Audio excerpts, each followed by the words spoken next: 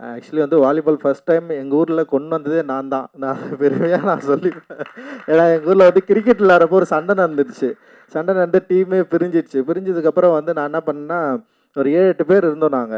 சரி அதனால் நான் அந்த 7, 8 பேர் வச்சு என்ன கேம் ஆடணும்னா, எங்கள் பாட்டி ஊர் வெங்கல்ல வந்து வாலிபால் பயங்கரமாக விளையாடுவாங்க.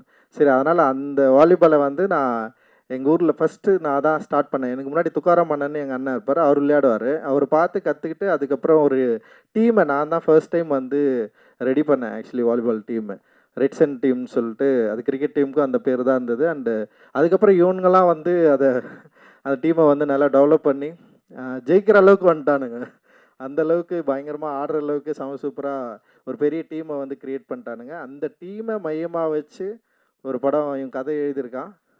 அது நிச்சயமாக ஒரு ரூரலாகவும் அதே நேரத்தில் வந்து ஒரு ஸ்போர்ட்ஸ் ட்ராமாவும் லைஃப்பை மக்களோட லைஃப்பையும் அதே நேரத்தில் விளையாட்டில் இருக்கிற நிறைய நியூவான்சஸையும் நிச்சயமாக அந்த படம் வந்து வெளிக்காட்டும் அப்படின்னு நான் நினைக்கிறேன். அதுமேலே எனக்கு பெரிய நம்பிக்கை இருக்குது. இந்த படம் பெரிய வெற்றி அடையணும்னு வாழ்த்துறேன். இதில் பங்கு பெற எல்லாருக்கும் என்னுடைய நன்றியும் வாழ்த்துக்களும். நன்றி.